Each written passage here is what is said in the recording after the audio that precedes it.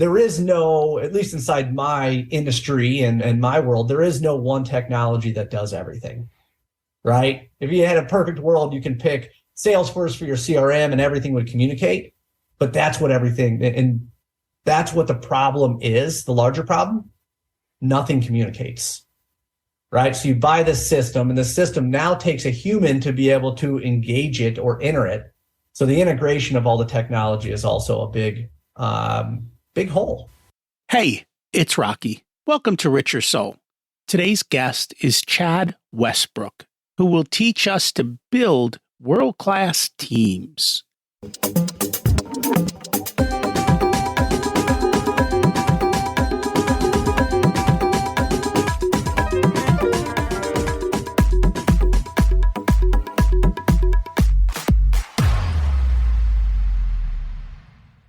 Imagine it's 12 months from now, and you've achieved your major life goals.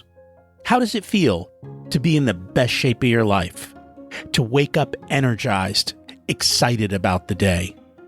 To have great relationships and friends who support you and propel you forward?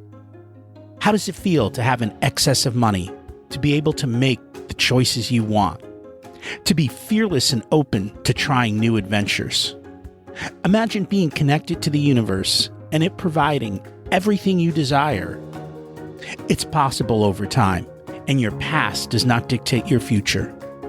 The only thing holding you back from this vision is you. It's time to take control of our thoughts and use them to our advantage. Welcome to Richer Soul, where we achieve our dreams and bring balance to health, wealth, relationships, time, and spirituality. If you have not had a chance to listen to episodes 1 through 9, I encourage you to go back and listen to the framework behind Richer Soul and how to create the life of your dreams. You can also find all the show notes for this episode at richersoul.com. While you're there, you can sign up for a monthly email where I share the best articles I read this month, let you know about upcoming episodes, and share a little wisdom. You can also listen to coaching calls under the Coaching Calls tab. I also share the most interesting articles I read every week on Facebook at facebook.com/Richer Soul. And there's also a Facebook group where you can ask questions and interact with other listeners. Today's quote comes from Ralph Waldo Emerson. What lies behind us and what lies before us are tiny matters compared to what lies within us. What lies inside you? To inspire others to be their best. You don't have to be in charge to do this, but it will probably lead to you being in charge. We all lead ourselves in life, and we need others to help us. Too often, leadership was thought of in formal terms. The world changed. Anyone listening has the power and the opportunity to lead and build a team. Building a world-class team is not as hard as you think it might be. However, it requires you to make a shift in your mindset and to think through what needs to be done. Too often, people skip the thinking and planning steps, and then they wonder why they struggle so much. It comes down to people, processes, technology, and goals, and we're going to cover those and how to achieve this. It really helps to make your work much more fun and the company a lot more profitable. And who doesn't want that? It doesn't matter where in the organization you are, you can adapt this to your role in your team, including being a parent. Chad Westbrook is a B2B sales and service expert who has dedicated the last 15 years to building sustainable, scalable sales and service teams, encouraging his companies to challenge the status quo and never accept what everyone else is doing is good enough.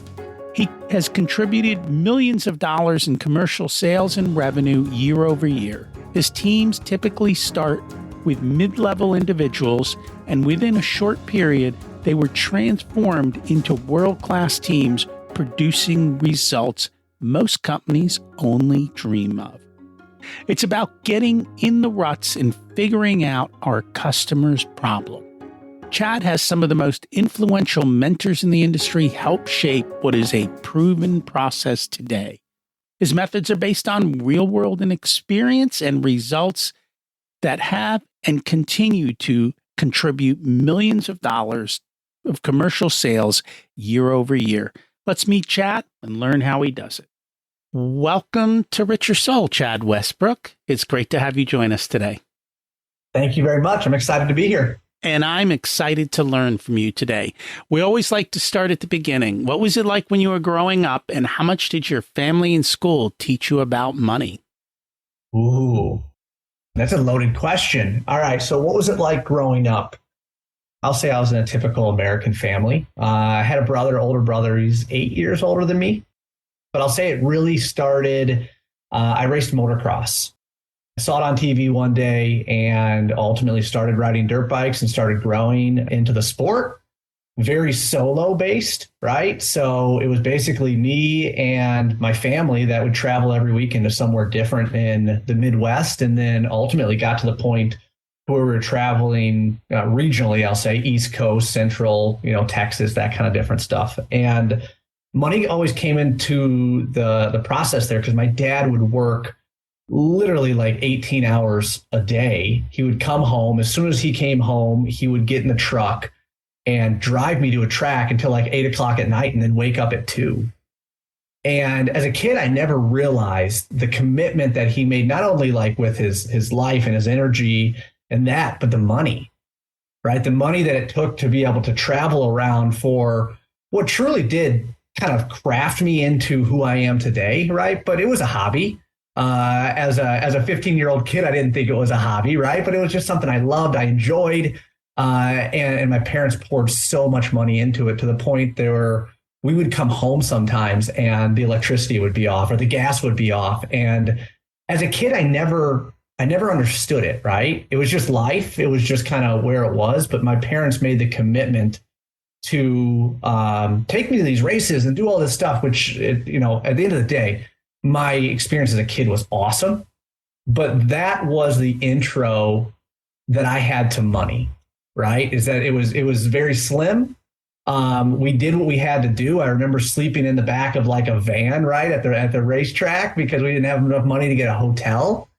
And that's really what I'll say is my intro to money. Like that's what I think of when I think, okay, what did my parents teach me about money? One, that we made bad decisions, right? Looking back as a parent, we made bad decisions. As a kid, I loved it. In school, nothing. Typical. Is that your typical answer about school? They taught me 95+% of the time, or they had one class. Yeah. And that's about it. And it's extremely unique because, again, I go back to me racing dirt bikes. I was traveling the U.S. at 14, 15, trying to become a professional at this, right? I only went to 8th grade. I did homeschool. So I graduated. I have my diploma, all that kind of different stuff. But I only in school, like actual sit down in a desk, I only went to 8th grade. The rest of it was done in the back of an RV, traveling around the United States with, a handful of my other friends. So I say it's even less than what I say that the typical graduate would have. I think you can learn much more being homeschooled than you can in a classroom, because I don't know about you, but do you know the last time you used the quadratic equation? No. And in today's world, now it has changed since I was a kid, but I don't have to diagram a sentence. Grammarly fixes all of my bad grammar that school never could teach me how to fix, because I never could find an English teacher who could logically tell me what to do. And even AI at this point right now can't teach me where to put a comma, but it can tell me. Right? Well, it usually tells me that there's a comma missing. It highlights it. And then I say, yeah, that sounds good. Yeah, exactly. You can't teach me where to put a comma, but it can show me every time. Yes, it'll show me every time, and that I misspelled something or something went off. Yeah, no, absolutely. School was not a driving factor, right? But I'll say real life was. I did have to do my own laundry, right? So I did have to start keeping track of what money I had and the allowance that I had when I was staying down inside Florida for the winter, right? And start budgeting myself and when could I eat out and when could I go to Wendy's and when could I not? I mean, that was real life that I was dealing with, right? And I think that's what homeschool does. So here's a question, because a lot of parents still do this today. And it's one thing that I just still don't understand. They spend a fortune on kids' sports. And if you've got the money, that's one thing. And it's funny the reasons they do it. Some of them do it because they're hoping for a scholarship for the kid. But when I actually put the numbers to it, they're spending more than the scholarship ever will be, right? I absolutely believe it. And I think more often than not, even if you're one of the lucky ones who gets a scholarship, you're no longer picking the school. The school is picking you. So you get less choices and less outcomes. Is all of this worth it? Great question. Coming from a parent now, my kids are big into soccer and far less expensive, obviously, than racing motocross around the US. But I feel that my parents got just as much out of it being with me and the family experience and the experience that we had. You know, I coach soccer right now, and I love the fact of that team, right? And yeah, they're 7, 8, 9-year-old kids, but like just the team atmosphere and the culture, and like that's what I love. Like that's my escape. So I coach soccer too, and I coached at that level, and I actually created systems and processes to make practice and games more fun and encourage the kids. More importantly, I coach mostly boys, so teaching boys how to be men, not how to play soccer. I don't know how to play soccer, but yet I literally figured out how to create winning systems that if you give me a bunch of kids, I'll teach them how to win. And I don't do anything that most soccer coaches do because I don't know how to play soccer. You notice my background, it has zero soccer in it. So I feel you there, right? I'm the one that asked the ref. It's like, what did we do wrong? And, and then he'll tell me and I try to learn from it. But yeah, no, it's just the teamwork. It's the process that you're putting inside place. Trust your team, right? Is what I tell every single weekend, right? Your defenders will pass it up. Trust them. Our forwards don't have to run all the way back to the defenders because they don't think they're going to do it. And like in business, it's the same thing, right? It's the fire drill of running back to try to save the business because you're afraid something's going to hit the ground. I learned a lot about business on the soccer field. Right? I learned a lot about motivation and building a team and creating a culture. We had a culture on our team. Now, as the kids got older, I was coaching at school. So we came out of a religious school. And so it was even kind of teaching the values and how to behave from that standpoint. I'm like, I don't want them to hear you. I want them to look at you and see that you are different. And we would get parents from the opposing teams come over and thank us for playing them, even if we crushed them. That's awesome. But that's what happens when you create culture. Yeah. So that's what we're here to talk about today, right? Building world-class teams. Right. There's definitely a difference, at least inside my mind, when you classify world-class, right? It's the 1%. It's the we'll never be that, right? Kind of mentality. When you look at it, it's like, man, how did they do that? That will never be able to be replicated. But when you look at it, it's persistence, right? That's number one that's behind it. You got to have a lot of persistence. It's discipline, understanding, right, exactly what's going on. And at the end of the day, it's choosing the right people. And so many times the wrong people get chose for what maybe the owner or the person thinks is the right decision at that time. But they make this small decision to be able to bring somebody on a team that is detrimental for years, right? Or longer, to where even after that person is gone, the damage remains. And that's what I found throughout building teams, I'll say within companies I worked at and companies I worked for, right, and with. You can come in and you can instantly see, right? The word was used, the chosen one, right? Or the chosen ones. And it's like these people that are just untouchable that can do whatever they want. but that's the culture that's accepted there. And whether it's enforced or supported by leadership, management, ownership, whatever it is, world-class teams are not, they're not defined, they're developed. And that is correct. And that we spent, going back to the soccer field, every practice, we spent time teaching the kids the culture and what was expected. And we actually built it because you teach, trying to manage a bench while playing a game, and you got kids screaming and yelling at you and put me in and do this and do that. And we taught them behaviors. We said, we want you to play with grace. So grace says you're not allowed to say to the coach, put me in. Grace is saying, hey, put John in because he hasn't had a chance. So we taught the kids because it would drive me crazy. Mm-hmm. But yeah, in a company, you have to build your culture or it will be built for you. Either way, there will be a culture.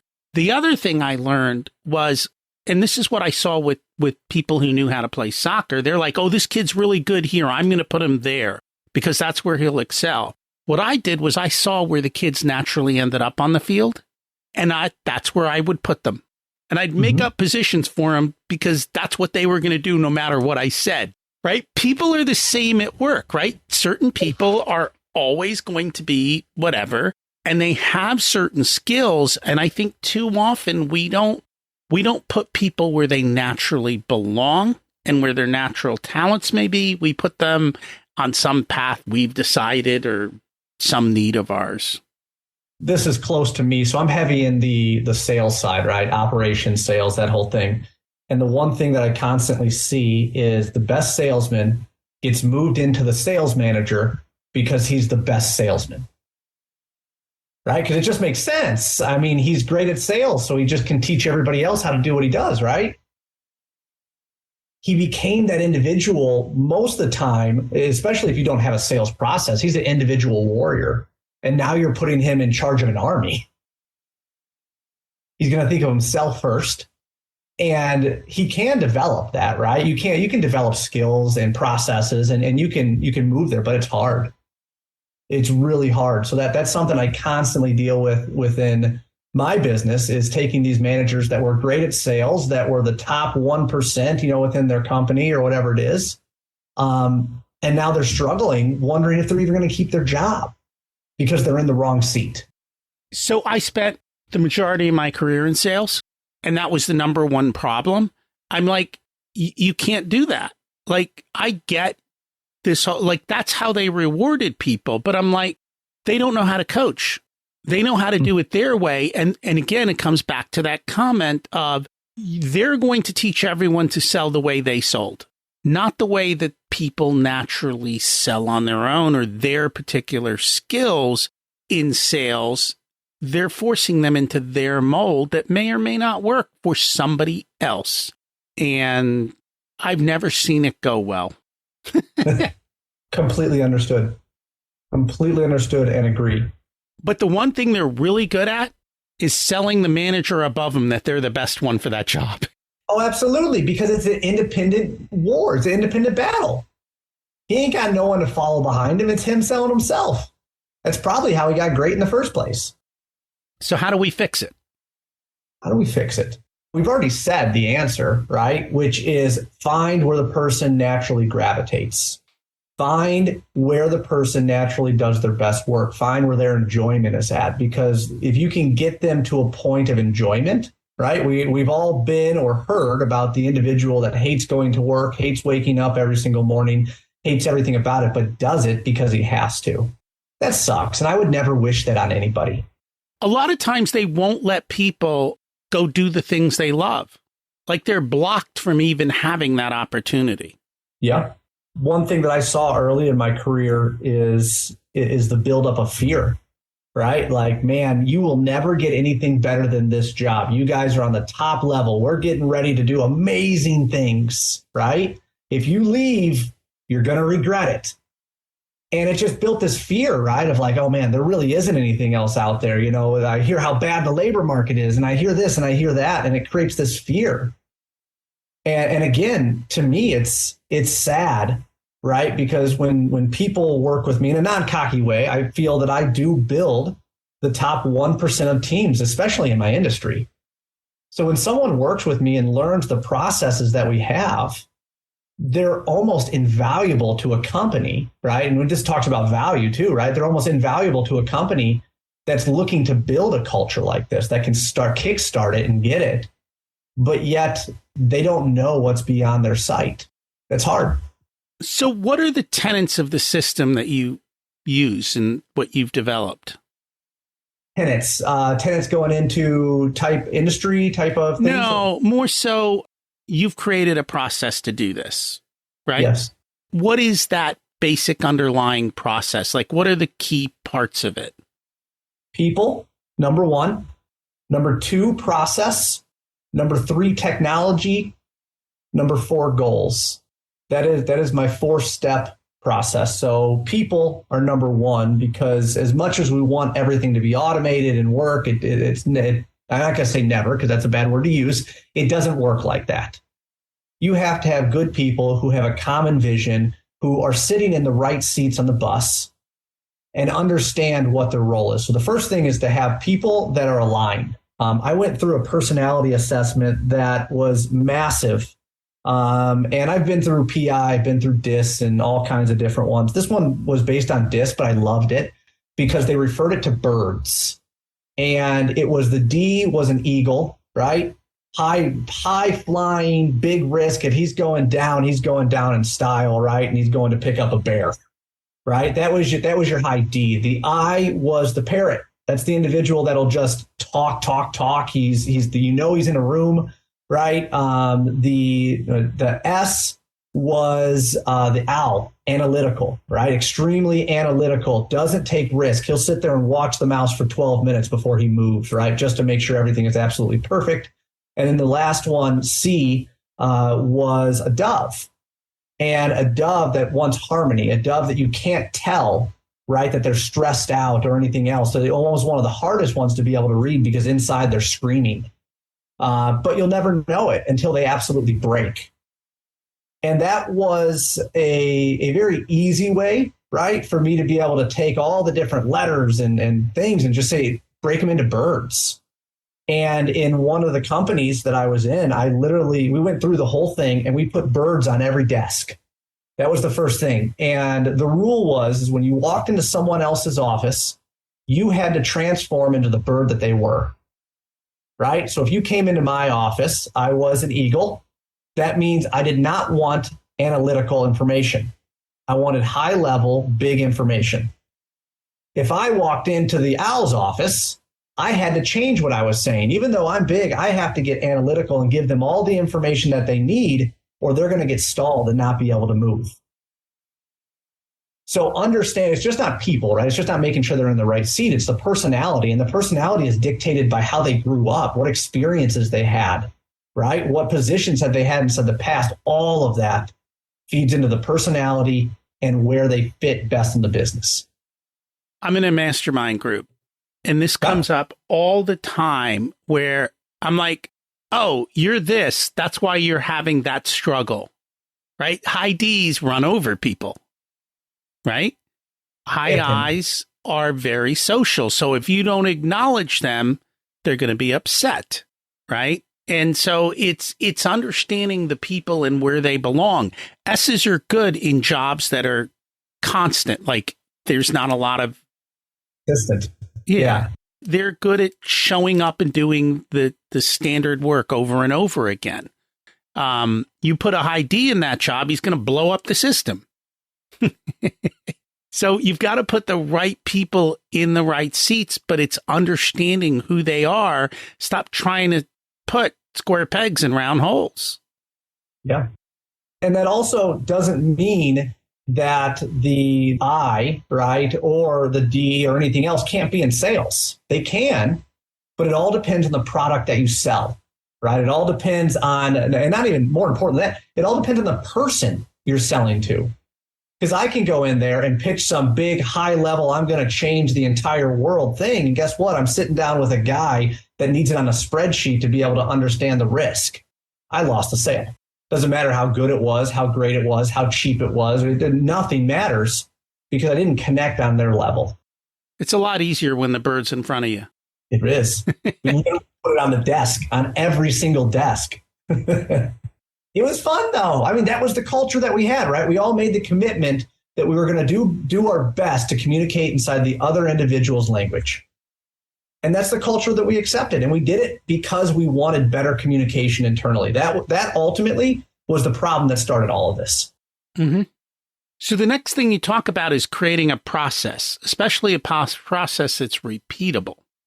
Yes. So on process, notice that technology is next. And I'm not jumping ahead to that, but process has nothing to do with technology. And we'll talk about technology next, but process. So process is how something happens. And most people, when I say, hey, do you have an SOP or do you have a client journey or any other buzzword you use, right? They're like, nah, we don't have that. You do, because if you send an invoice, if you cash a check, if you pay an employee, you have a process. You just might not realize that you have a process, and it might not be a consistent process. But at the end of the day, when the phone rings, they pick it up. That's the start of the process. So what we do is we break it down and just literally take it caveman or cavewoman style, right? And just say, okay, there's no technology. You have no iPhone. You have no cell phone. You have nothing. How does this happen? And that's where we start. Right? Is what is the bones of the company, right? So I'm real big inside the commercial roofing side and the service ticket, right? Someone calls in that says they have a problem. Okay, well, how do we document that problem? Well, I write it on a piece of paper. Okay, cool. And then I transfer it into the CRM. All right. And then, and again, take technology out of it. So we create a service ticket. Not about entering in the service system. It's about creating a service ticket now. And then what do? I give that ticket to the technician. And then you guys get the idea. We keep going down, right? That process all the way to the point that it has been entered as paid in the accounting system. And if that accounting system is a checkbook. And paid. People forget that part. You don't get the money till you're paid. Yeah, everyone thinks the job's done when it's invoiced. No, not at all. When it's logged in the accounting system as paid, right? When it's truly closed out, that's when that process is done. So that's number two. We break it down. We take all technology out. And I ask a couple questions during this, and this is what creates the journey. So what is the action? Picking up the phone. When does the action happen? Right? When the phone rings, reactionary, right? And who does it? So with those three basic questions, right? What is the action? Who does it? And when do they do it? It allows me to be able to create that journey, and not only a journey, but it also starts creating job roles for those individuals.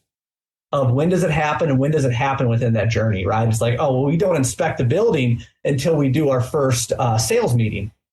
Okay, right? So then we have that. And once we have that process, that's the building block, right, to creating that world-class organization, because we know who's doing it, what they're doing, and when they're doing it. So why did you push tech off separately?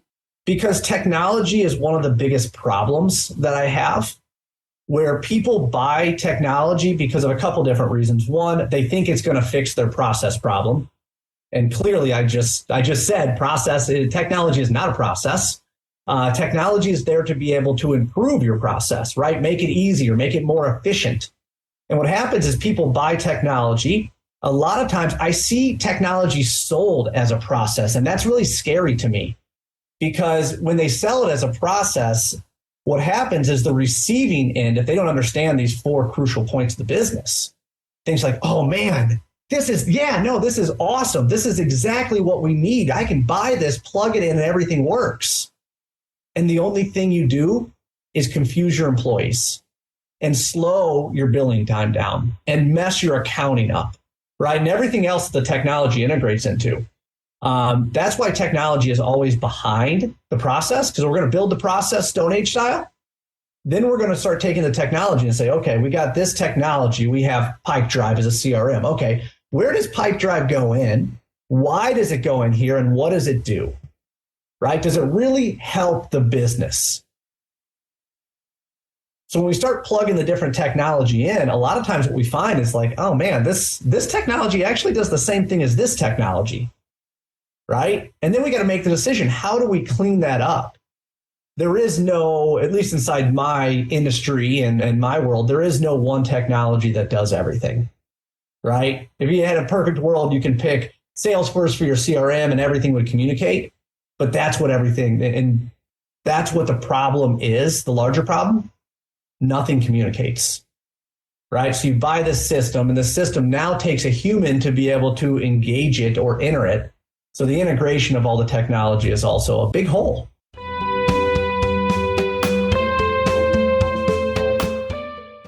Today's episode is sponsored by Profit Answer Man Podcast. Did you know that most small business owners hate looking at their financials? It's one reason they may struggle with business success. The Profit Answer Man podcast helps them ensure they are profitable and can pay their employees and weather the storms we all have to face. It's built on the Profit First methodology of pay yourself first. The Profit Answer Man podcast is a must listen to for every small business owner and anyone who wants to help them survive and thrive. Check it out on your favorite listening platform.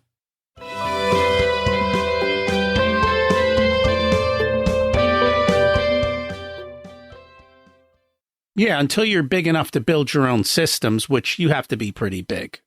Oh, man. Yes. Yeah. I mean, if you can build APIs and different things like that and have the tech support behind it, absolutely. But at that point, what I've seen happen is you become a technology provider if you have that, right? Because it's so sought after, with 99% of your businesses being under $1 million, right? There's more money to make in selling the technology than building it, depending on the industry you're in. And that's very true. We have a saying, all businesses are systems and people run the systems. And so if your business doesn't have a system for your people to run, you have chaos. Absolutely agree. And I'll say the blue collar construction side is the inmates running the prison. Because you have a bunch of lone rangers who want to do it their way. And until you train them, and you do, but worse than that, when you hire someone, and this is anything, when you hire someone, it's like, oh man, this guy worked at this company, so he has to know all of these things. All you do is inherit all of the traits that he's had from his prior position, right? Or prior, whatever his life experience is. You inherit all of that, especially if you give him the power to be able to make changes. Again, let's go back. Number one is people. Number two is process. And if you allow this person to be able to come in and start messing with your process, that can be detrimental. So you got to have control of those four things. So, one, people, right, where they sit on the bus, understanding that. Two, process, breaking it down, Stone Age style, no technology, just understanding what actually happens. Three, going into the technology side. So when we go into technology, where does it fit in the process? Why is it there? And does it actually improve the process, right? Make it more efficient, make it easier for the people. Because again, bad technology can destroy the people, because you can have this most amazing person that perfectly fits inside the role. And then all of a sudden you tell him he has to be an Excel expert in building formulas, and he's no longer a fit. So you got to have the right technology for the right people that you have in the company, especially in a multi-generation company. And then the last one is goals.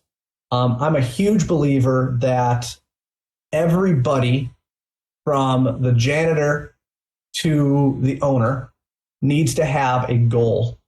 And not just one, typically I say three primary deliverables that on the highest level they are accountable for. So in roles where I have held, it was revenue, it was profit, and it was gross profit margin. I'm sorry, revenue, profit, and backlog. Those were the three big ones that I delivered.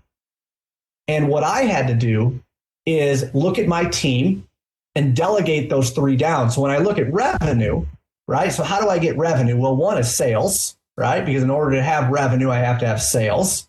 The second one comes back to production, because I don't have revenue unless I have production, right? And then the third one would go into a different part, which maybe could be administration, because I don't have revenue if I can't invoice it. Does that make sense? So I would break that down in those categories. And what ultimately happened is I had every individual of my company extremely clear on what their deliverables were. And if they hit their deliverables, that would help their manager hit their deliverables. And if their manager hit their deliverables, it would help me. And so I'll give a word of caution. Okay. Be very careful with what you set as your deliverables and your measurements, because you can actually create a system where everybody hits their goals and you don't hit yours because you pick measurements that cause unintended consequences that may not be the best for your company. Agreed.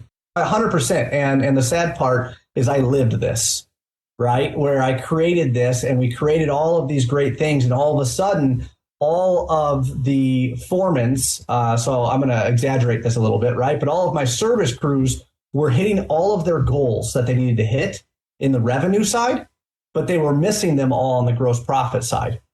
So they were revenue driven, and that's awesome. They were bill, right? But their overtime was insane, which killed my gross profit margin, which ultimately means the company is not making enough money, which is kind of what you're going back into, right? Set the wrong measurables to it. Now, all of a sudden, we've raised the revenue by X amount, but we've also dropped the GPM because we were measuring the wrong thing. Makes a lot of sense. And that's why I tell people to really think it through and do the math behind your deliverables to make sure it makes sense and test it so that you don't set the wrong goals. And that's just take the time to think it through a little bit and you'll end up in a much better place, and reward people for hitting the goals you want them to hit. And one of those, that's the problem, especially with salespeople. If you totally do it on revenue and you don't have parameters in there around discounting and other things, they can sell you into bankruptcy. Yes. So you talk about incentives. I'm going to back up a little bit there because that was the same, very similar to how personalities went. Incentives went there too. So this was many years ago, 5 Love Languages. That book changed my life, right? And I'll tell you a horrible story as a husband. I am materialistic. Okay. Sorry to say it, but I like nice things. My wife is not. Okay. And this is before I understood the 5 Love Languages. So when we were younger, she always wanted a Jeep. So I found this old 94 Jeep with a lift on it. It was so, I thought it was cool, right? Because I'm materialistic. So I got it for her. It was a birthday present. Okay. So I'm thinking if someone bought me a Jeep for my birthday, it would be insane. Now it's not a super expensive Jeep. It was an old beat up Jeep, right? End of the day, I gave it to her. She was beyond excited and appreciative. But the one thing I noticed down the road is that it was not her love language, right? I got her this because I wanted her to feel loved. I wanted her to feel oh man, I just did the ultimate thing. But yet her love language now is quality time, right? So she probably would have felt more appreciated if it would have been me and her at dinner or something like that than actually getting a vehicle. And I say that story because it was such a change, right, on how I understood people, that there's a book, the 5 Languages of Appreciation, which stems right off of that. And it's absolutely phenomenal on understanding how people receive appreciation. Because like you said, the I, right, and earlier you said, the I wants to be recognized. That is the case at some points. I'd rather have a $10 Dunkin' Donuts gift card. If you give me cash, it's just going to get lost somewhere, right? So it's that, the different ways to incentivize someone. I've had different employees, right, where I've literally, one of hers, it was an office manager that I had. I bought her a spa day for her and her daughters on the weekend. And that I had learned through, right? She was a huge family time, huge quality time. So that's what I did is I made something very specific to what her language of appreciation is. So I can better reward and fill the bucket, right, of those employees. Because $50 to one person doesn't mean $50 the same to the other. And that is true. And by giving them what they might sometimes hesitate to spend money on, they can actually go enjoy it and not have guilt. Yes. Right? Because maybe they don't want to spend on a spa, or maybe the husband would get mad if they took the $100 and went to the spa. Now it's, hey, I got a spa card. Okay. Yep. And again, we talk about building world-class teams. That means understanding how your team, and not team, this is individuals, right? How your individuals want to be recognized. Depending on who it is, recognizing someone individually, right? So we talk about like that owl. They're not normally your big type I extrovert, wants to be noticed inside a whole room. That can actually be bad for someone like that, right? Big, huge conferences like, hey, I want to call out Julie. Julie, stand up in front of 500 people. She'd be like, I hated that, right? But then you have the other person that loves that, right? Wants to be recognized among his team. So part of a world-class division is understanding how your team receives or wants to receive appreciation. So there's a lot that goes into it. There's not, there's a recipe that goes into it. There's not a silver bullet of like, you're going to hire someone and bring them in. A lot of times I've seen that be the worst thing that you can do. What do you mean by that? Every time you bring somebody in to a group, a team, a company, whatever it is, the culture automatically restarts from scratch.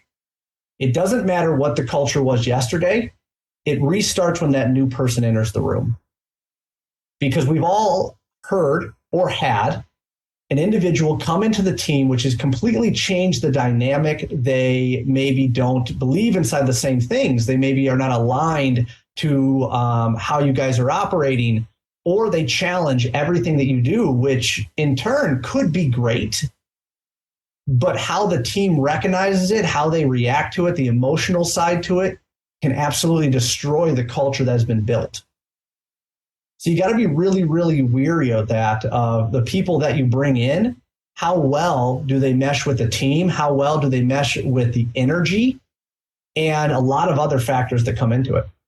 And one of the things that we talk about is hire to culture, not necessarily to skill. Meaning just because somebody's super great at something, if they're not going to fit into your organization, it doesn't matter how good they are. It's going to cause trouble. Yes, without a doubt. I'm working on a white page that is called The Rise of the New Service Manager. And I say that because it goes right into it, right? Because what I see happening and what I have happening through so many of my companies is that the managers of these multi-million-dollar service divisions are not 20-year roofing vets. They're one of them came from property management.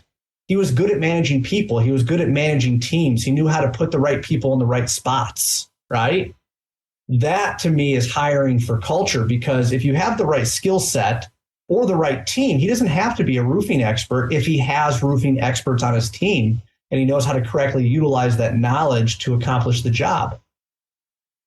So it's a huge part of that, right? Hiring for culture, because you can improve certain parts of the business that you normally wouldn't think of. Right? That you have a manager that knows how to put somebody in the right spots and utilize the skills. That can be a massive boost versus bringing a 20-year vet. Maybe, again, that's bringing the knowledge that he has or that he has had into the past. And I think finding people who know how to have that skill is not easy, because it is a skill in itself. And at the end of the day, it's much easier for you to teach roofing than it is for you to teach behavior. It is. It is. I would 100%, I would rather hire someone completely green, no idea what's going on, than to have to break someone of 20 years of bad habit.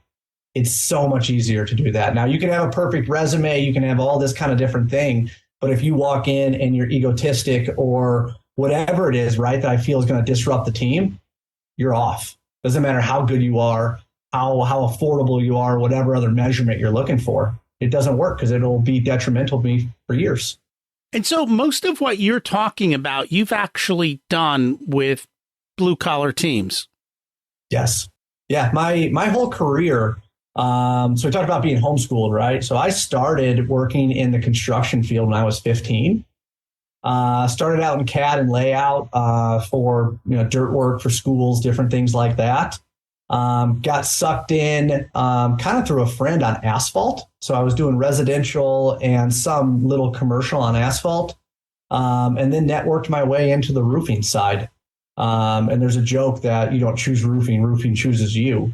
But that's where it's really been for the last 17 years at this point right now, and started off as a telemarketer. and kind of organically grew my way. And my last role formally with the company was chief revenue officer at a company, about a $15 million commercial roofing company based out of Dallas.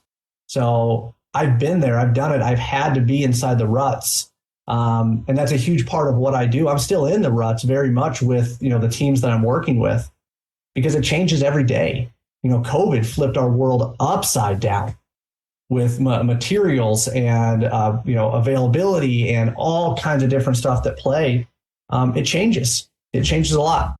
It does. And employees are harder and harder to find good employees and to keep them. But good culture can actually lower payroll over time. And I don't know that people realize how much bad culture will cost them. Agreed. So we have, we had a team, right? That was a multi-million-dollar team that is still continuing to be able to produce. But the culture at that division is so fun and inviting that those individuals are doing easily double to triple the amount of revenue that other teams are doing, simply because they have a process that works. It's supported by management and leadership, right? And they enjoy what they do. Even to the point right now, I don't think anybody's actually went back to the office. So they went through this entire COVID side, right? Just like everybody did, was forced to work remotely and actually found out that working remotely was more efficient for them and they can accomplish more working remotely. So, talk about the good or bad, but I've seen a lot of different things happen on the culture side, right? That if you make it through that, or you made it through the COVID side, it can be influential in the best way. And I know a lot of companies are trying to bring people back in. Quite frankly, commute times, depending on where you are, doesn't always make sense. And not only that, but the cost of office space is a massive overhead. And so that's the other thing. I don't know what the future will hold. There are changes will come, right? Because that's always what happens. Things change, and there are certain people who need to be in an office, and those who do, you'll have to make sure they're in. And there are people who will do much better out of an office. And I think, who cares about the time clock? Focus more on the value delivered. So that right there is like so much, I think, of what has really excelled inside the cultures that I've built. Me personally, and I'll say this, and hopefully every owner can relate to it. During the day, I'm in the trenches. I'm down in the dirt with the team, going through. Keeping up with emails is its own job during the day. The only time that I get something done is like 9 until midnight, right? Because I'm actually working on the business there. And as much as you say work in the bit or work on the business, not in it, right? Like, I'm still in that growth. I'm still that entrepreneur that's growing a company and it's in there, right? So yeah, there's a lot behind that, and technology again can be your best friend as long as you got the process outlined. And that's the key: having the process outlined and creating the systems and letting the systems run themselves, and then constantly improving the system. And I think that's the biggest thing. When a company goes from 6 figures to 7 figures and 8 figures, if you don't have your processes and systems down, you will blow yourself up, because a little problem turns into a massive problem. I do a lot of 5-year planning, right? And whatever problem you have right now, plan on it being at least 10 times bigger by the time it gets there, because it's going to multiply as we continue to go. So whatever you're fixing right now, fix it for where you want to be. If you fix it right now, right, you're going to have the same problem in 6 months or wherever it is. So find a solution, a technology or whatever it is that allows you to be able to scale with it. Because if you're constantly saying, you know what, I'm going to hire this employee for 6 months, they're going to get me through the next 6 months, then I'll find somebody else, you're going to kill yourself as a manager, as an owner, as a business leader, constantly trying to find people, because it's just going to get harder and harder. So I think one of the biggest things, I'll call it a misnomer, people think that just because they grew their top line, that they are more profitable. And more often than not, that is not the case. That's one of the reasons I love Profit First, because it defines it up front. How has Profit First helped you? So it's how I run my business. My entire business is ran off of Profit First. And I'll say coming into it, I've always been on the backside of managing it. But coming into a business, the last thing I wanted to truly worry about was the accounting side, right? Like I wanted to focus on sales and deliverability of the products that I'm getting and all that kind of different stuff. So when I was turned on to profit first, it's like, this just makes sense. Get it in. And the first thing I did is I went in and I opened up the 5 bank accounts, right? And Chase looked at me and they're like, why do you need 5 bank accounts? I was like, don't worry about it. And then they tried selling me all these consulting things. He was like, yeah, you don't need 5 bank accounts. I was like, just give me 5. And I set it up. I set it up to where everything came in one pot, right? One bucket. And I split it up. And what was the coolest part is as I keep growing the business and I come in to finding an accountant and all that kind of different stuff, I'm doing it based off of profit first. And the first question I asked my accountant, I was like, do you know profit first? The one that I have. And he's like, it's on my nightstand. I was like, all right, here's how I run my business. I was like, you're my guy. All right. So it's a business mindset. And it's a business mindset that allows you to be able to scale the business, right? Always have profit in it, right? Because we do so much. I see so much being done. It's like, we didn't make any money this month. We didn't make any money this month. And that's just a complete misalignment of how you're spending the money. So profit first has been absolutely phenomenal to how I manage my business, where the cash goes to. And then I'll even say, because I'm a huge believer in any type of mentorship, leadership, therapist, you can call it whatever you want. I welcome anything and everything into my life to help me get different perspectives. And there's one thing that my business coach did. He's like, take that profit and you're going on vacation this year.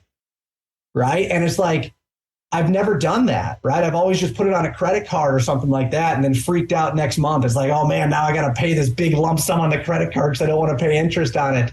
And that's what it's allowed me to do. It's allowed me to be able to say, you know what? My business is not only going to help me grow and do this, the passion that I want and what I want to be, but it's going to allow me to be able to live the life I want.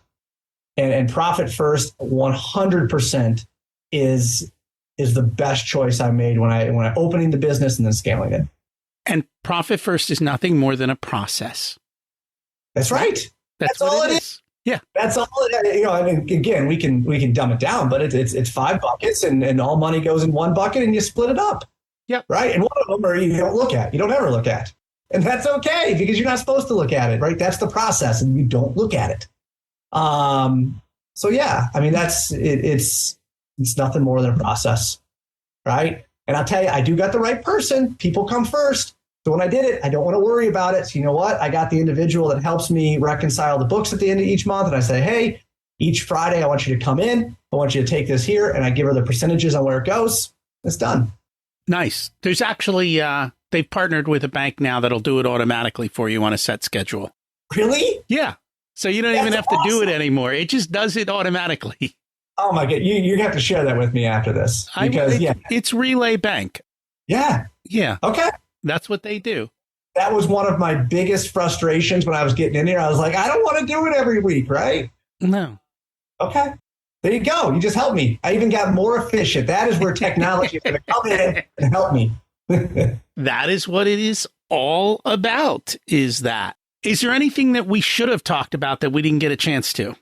Oh, man, there's so much. I've truly enjoyed my time on here. Like I said, when I first got introduced to you and profit first and all that stuff, I was like, I want to be a part of it. So I don't think so. I appreciate it. There's a lot going on the backside of it, but I enjoy every bit of it.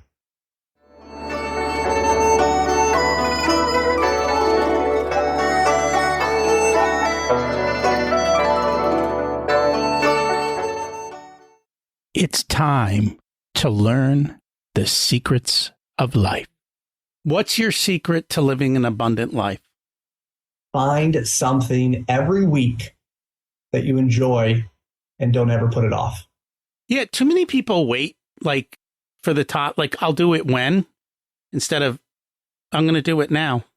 Every Wednesday from 8 until 10:30, I have golf on my schedule, and that is my freebie. I live in Chicago. It's super cold. So I made the commitment. If I'm not golfing, me and that individual go get breakfast. Right. And it's that disconnect. It's that human interaction, right? Where I just come in and I zone into my office. That is my escape. Tag that in with soccer and everything else that comes in. those are my mini breaks. Those are my mini refreshes. Nice. What did you learn later in life that you wish you would have learned sooner? To listen to everyone telling me what to do. I was that kid, right? I was the kid who's like, nah, you don't understand. No, I know how to do it better. And as you come into it, like, I am that dad now. I am that individual that looks back and it's like, all right, I understand why you said that. I can't tell you I'd make it different if I had to relive it. But yeah, I mean, everyone who had perception that's what I've learned is that everyone who gives input, it's a different view possibly on a same situation. And rather than cancel it out or say this is not valuable to me, take it in, listen to it because they've seen it from a different perspective. I think it's classical. Every young guy thinks he knows it all until he figures out he knows nothing. Right. That's the wisdom of age.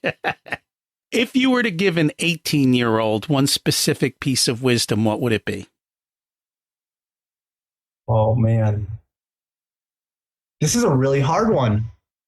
But I don't want to be a commodity. I would say do what you love. And there's nothing wrong with that. But I think you need to figure it out. I think people think do what you love. You got to balance it with making a living. And so you got to find, you can do what you love and make a living. And I think that's where people don't realize you can do both. It's not one or the other. Oh, I got it. You ready? Yes. Read 4-Hour Workweek. That's it. Read it, digest it, learn it. Read 4-Hour Workweek. And I hope that impacts the rest of your life. Great book. An oldie, but a goodie. Yeah. If people would like to learn more about you, connect, what's the best way for them to do that? So my website is salesalignment.io. So SALES alignment.io. That's where you can find my different products as well as more information about me, blogs, and ultimately what we do. Cool. And we will put that in the show notes. Thank you so much for joining us today. Absolutely. I appreciate it. Thank you. A lot of this is what we help our clients think through. I'm not an expert in the specific areas, but I know they're important and will help to drive the bottom line. Have you mastered these areas in your organization so that you can have more fun and make more money? Think through and ask yourself, are the right people in the right seats? Do we have a process and can we systematize? And is it designed to hit our goals? At the end of the day, it's all about creating value. And I hope I've created value today for you with Richer Soul. And I'd appreciate if you'd support it by forwarding it to a friend or colleague who you think might benefit from today's episode. I know they'll thank you for it. Next week, we've got Todd Tresidder on, and we're going to talk about epical change in the financial markets. This is not what everyone else is saying. We're going to lay out kind of what's happening, and I think you're going to love it. And hopefully it'll make you wealthier. Thanks for listening. Have an abundant week.